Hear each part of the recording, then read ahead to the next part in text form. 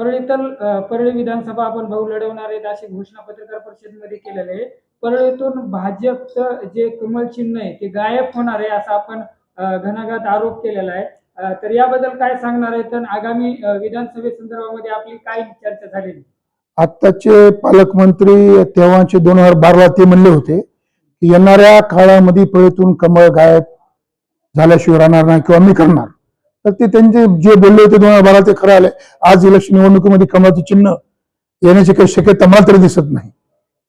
आणि दुसऱ्या राहिला मी परत उमेदवारी मागण्याचा, तर मी यापूर्वीच आदरणीय पवार साहेबांची भेट घेतली, जयंत पाटलांची भेट घेतली, फौजिया खान असतील, जिल्ह्याचे खासदार, जिल्ह्याचे अध्यक्ष असतील, या सर्वांच्या भेटी घेऊन पत्र घेऊन सांगितलंय की मी परळीची विधानसभा निवडणूक लढणार आहे आणि महाविकास आघाडीकडूनच लढणार आहे.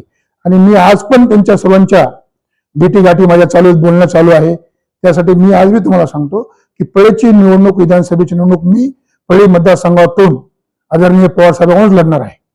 भाऊ, या ठिकाणी विधानसभेला आपण सामोरे जाणार आहेत, पण कोणत्या मुद्द्याच्या आधारे आपल्या या निवडणुकीला सामोरे जायचं? मी या परळीत झालेल्या भ्रष्टाचार, परळीत वाढलेली गुंडगर्दी, परळीत वाढलेला दहशत, परळीतून संपलेला व्यापार, असे अनेक मुद्दे घेऊन मी या निवडणुकीला पूर्ण समोर जाणार आहे. महायुती सध्या वाटा मी रितसर पक्षाचा फॉर्म भरून दिलेला आहे आणि मला उमेदवारी मिळेल अशी मला आशा आहे.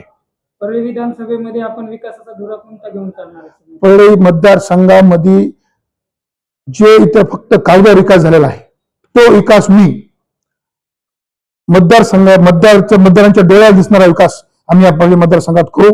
का आतापर्यंत परळीमध्ये दादागिरी झाली, भांडणं झाले, गोळ्या तलवारी, व्यापार बंद केले, कुठं तरुणाच्या हाताला काम नाहीये, व्यापार संपून चाललेला आहे, कुठला उद्योगधंदा परळीमध्ये आलेला नाही. तर आम्हाला जास्त जास्त कसे उद्योगधंदे आणता येतील, व्यापार कसा वाढला पाहिजे, तरुणाच्या हाताला काम कसं मिळालं, यावर आम्ही जास्त लक्ष केंद्रित करू परळी मतदारसंघात काम करू. परळी नगर परिषद बद्दल जसं तुम्ही दाखवलेलं आहे त्याबद्दल काय म्हणता? परळी नगर परिषद मध्ये गेल्या 7.5 वर्षामध्ये शासनाच्या विविध फंडामधून किंवा विकास योजनेमधून 900 करोड रुपयापर्यंत पैसे आलेले आहेत.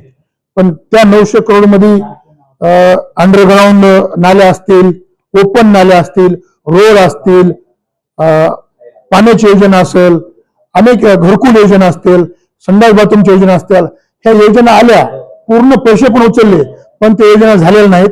कमीत कमी माझ्या अंदाजाने परळीमध्ये त्या योजनेतून 400 ते 450 कोटीचा घोटाळा झालेला आहे. त्यासाठी मी लवकरच औरंगाबादच्या उच्च न्यायालयात याचिका दाखल करणार.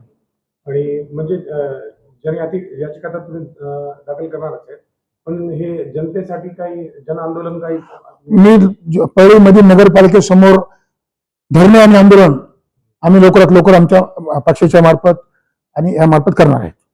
पक्ष प्रवेश बद्दल काही सांगताल? लवकरात लवकर पक्ष प्रवेश होईल. तारीख काय ठरलेली आहे? तारीख आणखी काही ठरली आलेली नाही, पण मला तातडीने निरोप येऊन माझा पक्ष प्रवेश होऊन जाईल. भाऊ, या ठिकाणी तुम्ही पीक विमा संदर्भात बोललात त्याबद्दल? हो, बीड जिल्ह्याचे पालकमंत्री असताना बीड जिल्ह्यात पीक विम्यात घोटाळा झाला, फ्रॉड झाला मोठा, आणि त्या संदर्भात 16 लोकांवर गुन्हे दाखल झाले.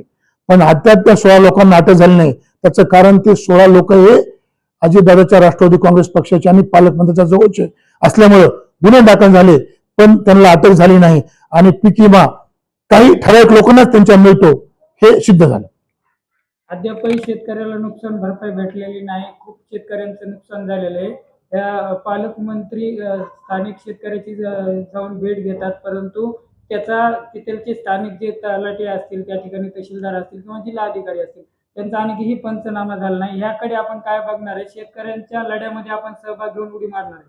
शेतकऱ्यांच्या लढ्यामध्ये आम्ही सहभाग घेऊन शेतकऱ्यांना रस्त्यावर उतरू आणि सांगू की हे फक्त येतात, पंचनामे करा म्हणतात, पुढे काही पंचनामा होत नाही, कोणाला मदत मिळत नाही, अनुदान मिळत नाही. फक्त यायचं, बोलायचं, शेतकऱ्याच्या तोंडाला पानं पुसण्याचं काम बीड जिल्ह्याचे पालकमंत्री करीत आहेत. भगवान बाबा चौकाचा प्रश्न आपण वारंवार या ठिकाणी गाजत आलेला आहे, परंतु त्याकडे अद्यापही कोणत्याही राजकीय नेत्याने किंवा नगर परिषदनं सुशोभीकरणाच्या ह्याच्यातून कोणताही त्या ठिकाणी बजेट टाकलं नाही किंवा केलं नाही. तर भाऊ, आपण कधी त्याचं लोकार्पण सोहळा करणार? भगवान बाबाचा पुतळा हे नगरपालिकेने करायला पाहिजे होता, इथल्या पालकमंत्र्यांनी करायला पाहिजे होता, गेले आमदार आहेत त्यांना करायला पाहिजे होता. पण समाजासाठी काही न करता भगवान बाबाचा पुतळा केला नाही. त्यासाठी मी स्वतः पुतळा बनवून देण्याची घोषणा केलेली आहे आणि मी त्याची रीतसर परमिशन नगरपालिकेत मागितली आहे. जशीच मला परमिशन मिळेल तसंच मी काम चालू करणार आहे. परळीत जे आता पूरची स्थिती आली तर त्याचे कारण काय आणि त्यांना म्हणजे सॉल्व्ह करण्यासाठी नगरपालिका परळीमध्ये जे पूर परिस्थिती आली ती फक्त नगरपालिकेच्या झालेल्या कामाचा भ्रष्टाचार, काम न करता उचललेले बिल यासाठीच पुराची परिस्थिती परळी शहरात निर्माण झाली. कुठलंही काम झालं नाही, फक्त ऑर्डर झालं आणि बिल झाले. काम प्रत्यक्षात परळी शहरात झालेलं नाही. म्हणूनच मी म्हणतो की परळीमध्ये 450 कोटीचा घोटाळा झाला, काम न करता बिल उचलली गेली. आपण त्याच्यावर आंदोलन उपोषण काय करणार आहे मी तसं पत्र व्यवहार केलेला आहे आणि लवकरात लवकर आम्ही त्याच्यावर आंदोलन करू किंवा उपोषणाला बसू.